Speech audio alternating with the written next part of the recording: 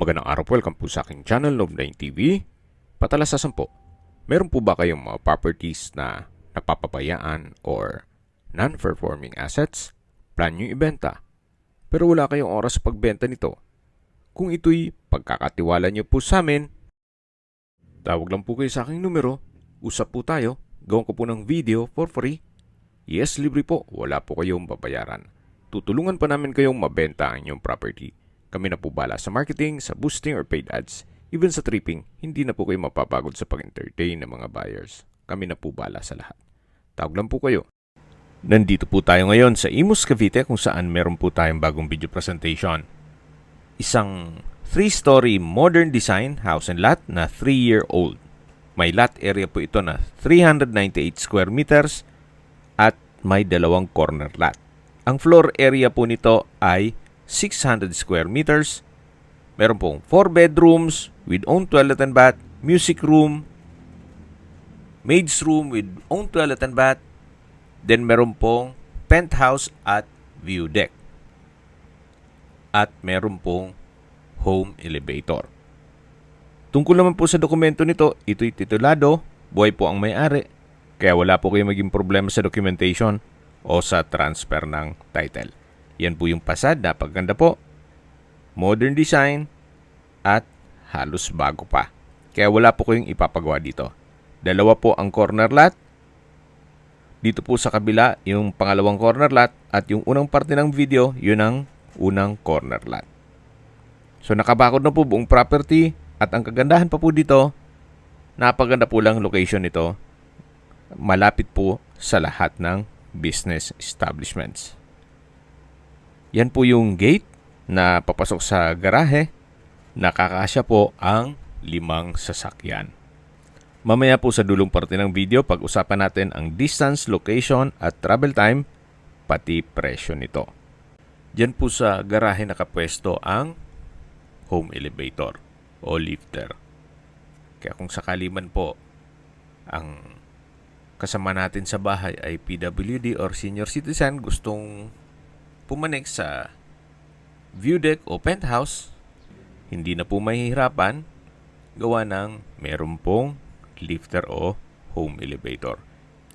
Nandito na po tayo sa loob. Yan po yung main door. At ito pong wall ay naka-natural stone design. Then meron pong mga glass walls and windows. Ito naman po yung papunta sa garahe, na kung saan kakasya po ang 5 sasakyan. Mamaya po iikutan natin yan.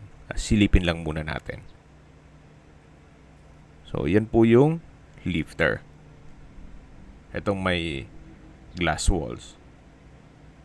Covered na rin po ang garahe o carport. Then, itong glass walls and windows ay customized. Napaka-artistic po niya. Then, meron pong ilang mga ornamental plants at may concrete pathway. Yan po yung pedestrian gate o secondary gate na kung saan dyan tayo pumasok. At bago po tayo pumasok dito sa main door,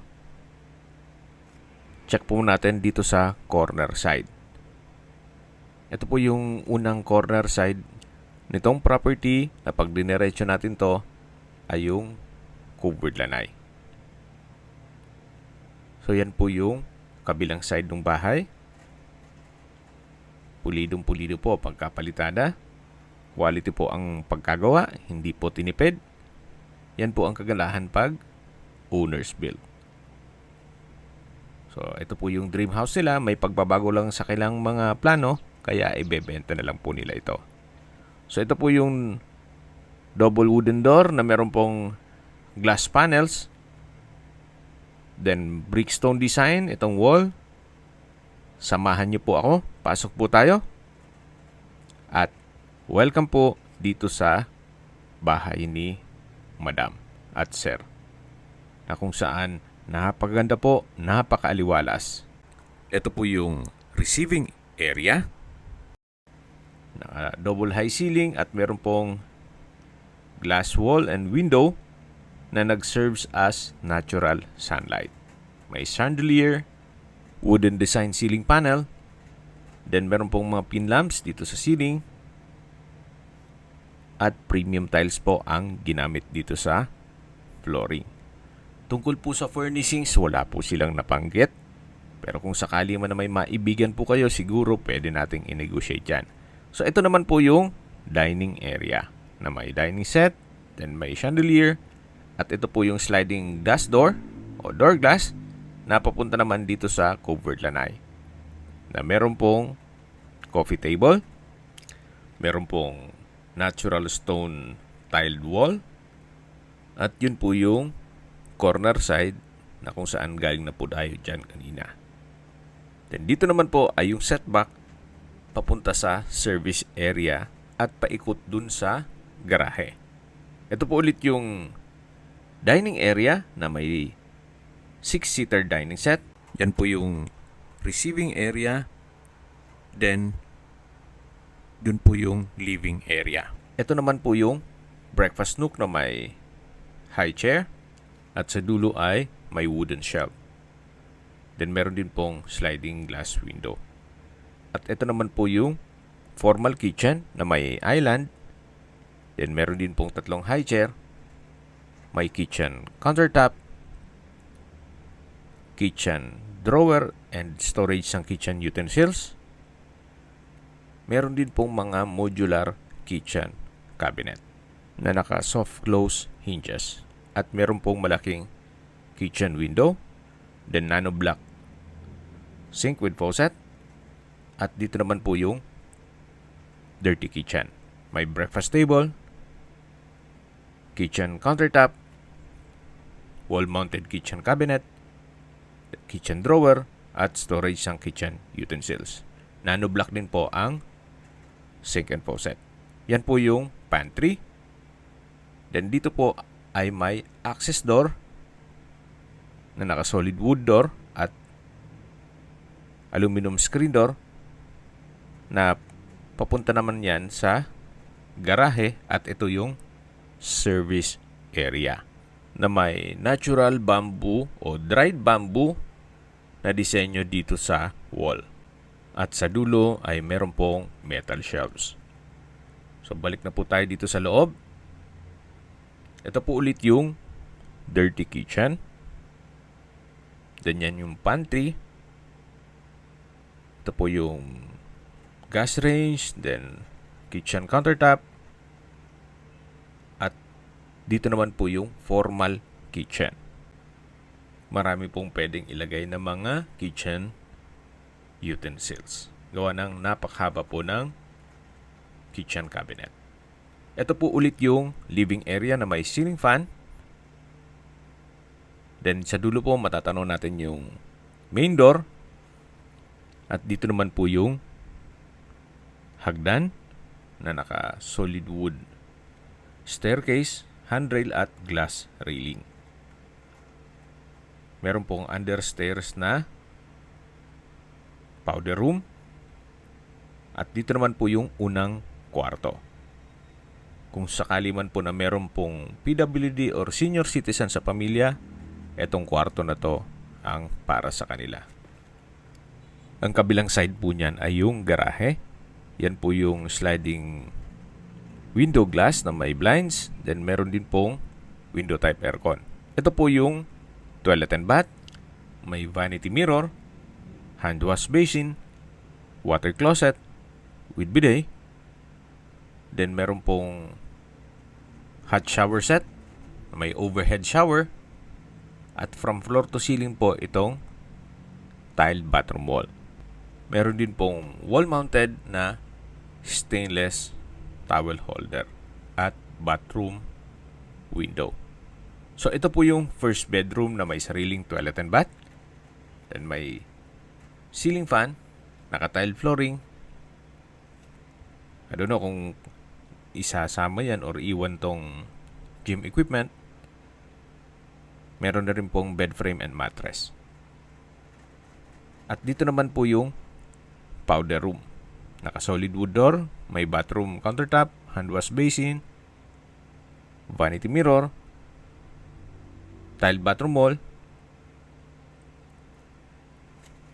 water closet with bidet, at may bathroom window. Paglabas nyo po, yan yung unang kwarto, then may wooden shelf, then katabi lang po yung hagdan. Ito po yung living area, sa dulo yung receiving area, ito po yung formal kitchen, then yung breakfast nook, dining area, at yun po yung main door. Ito naman po yung customized glass wall and window, at meron pong maliit na storage room dito. So, check po natin yan upon tripping, at may mga gamit sila dyan ngayon. So ito po yung staircase na naka-solid wooden planks, then glass railing, at wooden handrail. May chandelier din po. Then may painting. At samahan nyo po ako. Akyat po tayo. At nandito na po tayo sa second floor. Ito po yung family area. Meron pong chandelier. Wooden design itong tile flooring. At dito naman po yung sliding glass window papunta sa balkonahe. Mamaya po ikutan natin yan. Dito naman po yung open below na naka-glass railing. Then, yan yung chandelier. Ito po yung glass walls and window. Nag-serve as natural sunlight. Mula po dito, matatanaw natin yung receiving area. At dito naman po yung wooden design na ceiling panels. Ito po yung first bedroom. Naka-solid wood door. Malaki ang espasyo, may wardrobe, bed frame and mattress, customized glass window with blinds, may ceiling fan, may window type aircon, at may sariling toilet and bath na may bathroom countertop, vanity mirror, hand wash basin, bathroom cabinet, water closet with bidet, hot shower set, at bathroom window. Naka-tiled bathroom wall din po yan. So ito po yung pangalawang kwarto ng buong bahay. At yan po ulit yung family area. Dito naman po yung third bedroom. Naka-solid wood door. Halos kasinlaki lang po nung kabilang kwarto. Malaki din po siya. Then meron pong sliding window glass with blinds, window type aircon, bed frame and mattress. Then may sariling toilet and bath na may bathroom countertop, hand wash basin, water closet with bidet, hot shower set, overhead shower, wall mounted towel rack, at tiled bathroom wall. Ito po yung third bedroom. Labas po tayo. Ito po ulit yung family area. Yan po yung linen room. Pan-tripping po, check natin yan. Na naka-solid wood door. At katabi lang po nito yung hagdan o staircase. At ito naman po yung hallway na papunta sa master bedroom. Ito pong master bedroom ay halos triple ang laki ng mga kwarto. Napakalaki po ng espasyo. May corner window glass, ceiling fan, split type aircon, pin lamps. Then meron pong headboard, bed frame and mattress, at meron pong walk-in closet. Naka-solid wood door.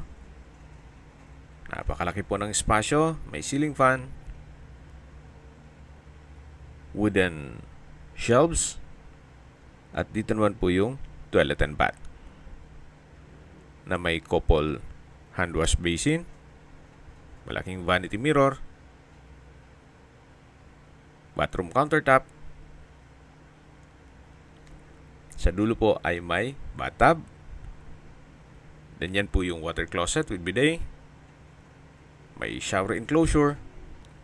From floor to ceiling po ang tile bathroom wall. Then may bathroom window, hot shower set. At dito naman po yung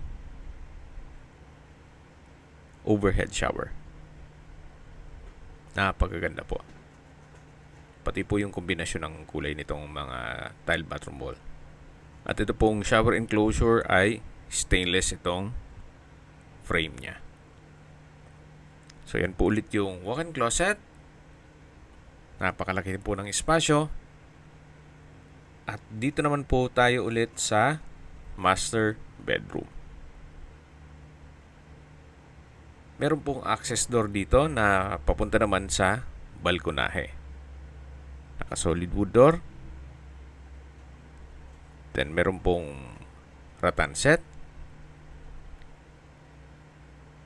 Naka-glass railing. Then may tubular design. At yan po yung stairs o spiral stair papunta sa penthouse. Yan po yung dulong parte ng balkonahe na may access naman papunta dun sa family room. So akyat po tayo, samahan niyo po ako. At nandito na po tayo sa roof deck o penthouse. Pwedeng music room, depende po sa inyo kung ano maging use nyo dito. Naka-glass walls and window. May countertop, split type aircon. Then pwede pong mag video okay o karaoke. Kaya maganda rin gawing music room. At sa dulo po yung stainless sink with faucet. At meron din po itong sariling toilet and bath. Na kung saan maayos naman po ang toilet fixtures. So dito naman po sa kabilang side ay meron pong isang kwarto na ginawa nilang maid's room. Nakatabi lang yung banyo. So yan po ulit yung music room o penthouse. At ito naman po yung home elevator o lifter. Pagbaba po niyan ay doon na mismo sa may garahe. Napakalawak po nitong view deck. At mula po dito, matatanong niyo naman ang inyong mga magiging kapitbahay na kung saan dito po sa subdivision na to mukhang palakihan po sila ng bahay. Yan po yung inyong mga magiging kapitbahay. Maaliwalas naman po ang area at higit sa lahat, malapit po sa lahat. At pag-usapan na po natin ang distance, location at travel time. Kung familiar po kayo sa Tirona Highway, napakalapit lang po nito. 650 meters at ang travel time is 3 minutes. Mula naman po sa Binakayan Public Market na kung saan meron din pong mga groceries, convenience store, remittance center, supermarket, school, church, fast food, restaurant, at iba pang business establishments. 650 meters lang po ang layo. Ganun po kalapit ito sa mga business establishments. Kaya accessible po sa lahat. At mula naman po sa Binakayan Hospital and Medical Center, ang distance is 1.1 kilometers at ang travel time is 5 minutes. Yan po yung lagi kong binabanggit sa inyo na dapat nyo i-consider sa paghanap ng property, yung meron pong malapit na hospital. Hindi ko naman po sinasabing sakitin kayo. Yan naman po for emergency purpose lang naman. At mula naman po sa Kawit Toll Plaza, sa Cavitex, ang distance is 2.4 kilometers at ang travel time is 9 minutes. Mula naman po sa Parañaque Integrated Terminal o PTEX, ang distance is 13.7 kilometers at ang travel time is 22 minutes. Mula naman po sa airport, ang distance is 17.8 kilometers at ang travel time is 28 minutes. Opo, Napakalapit na po nito sa Manila. Kaya kung hanap nyo yung isang malaking bahay na wala na kayong ipapagawa, ito na po yung hinahanap nyo. Then dito naman po ay may secondary gate. At ito naman yung service area. Na diretso po yan hanggang sa garahe. May mga storage cabinet. Ito po yung dinaanan natin kanina na metal shelves. Yung laundry area. Then yung mga dried bamboo. Then may steel gate. At dito na po tayo sa garahe. Nakakasya po ang 5 sasakyan. Then silipin po natin yung lifter o elevator. Yan po yung tinutukoy ko na lifter at working po yan. Okay, sa presyo na po tayo. Binebenta po ito ni owner sa halagang 25 million pesos, which is murang-mura na po yan. Sa ganda nitong bahay at 3 taon pa lang, kung bibili po kayo ng lupa na ganitong kalaki at corner lot pa, then magpapakonstruct pa kayo ng ganyang kalaki, siguro mabibitin yung 25 million nyo. Well, yan po yung opinion ko lang naman. Depende pa rin yan sa inyong assessment dito sa property. Pero kung bibili ka ng isang condominium na worth 25 million, abay, pag-isipan nyo po ito. Meron ka ng modern design house and lot na 3-year-old, may lifter at may penthouse pa. At wala pang isang oras, nasa airport o di kaya'y MOA o Baclaran ka na. Ganun po kaganda ang lokasyon nitong property. Kung may mga katanungan po kayo, tawag lang po kayo sa aking numero. At sa mga kababayan naman natin nasa ibang bansa, meron po akong WhatsApp, Viber at Telegram. Same number lang po, 0917-316-3399. Sa mga nagtatanong naman po ng aming Facebook, meron po aming Facebook page na Nov9TV at Facebook Real Video. Meron din pong TikTok at Instagram. May ibang YouTube channel po kami, the Nov9TV channel,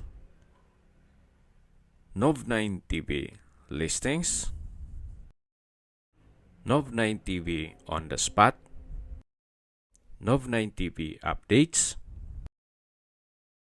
at Nov9TV House Rental. Sana po naibigyan nyo ang video presentation. Paki-like and subscribe na lang po sa aking channel para ma-update din po kayo sa aking future listings. Kung sakali po hanap nyo yung mas malaking sukat ng lupa, meron din po kami ibang listings na pwede nyong pagpilian. Huwag po kayong mag-atubiling tumawag sa amin. Then, let us know your budget para malaman namin kung anong property pwede naming ilog sa inyo. Sa lahat pong viewers, subscriber at nagtiwala po sa amin, salamat po sa suporta. Ingat po kayo lagi at yung pamilya. Maraming salamat po.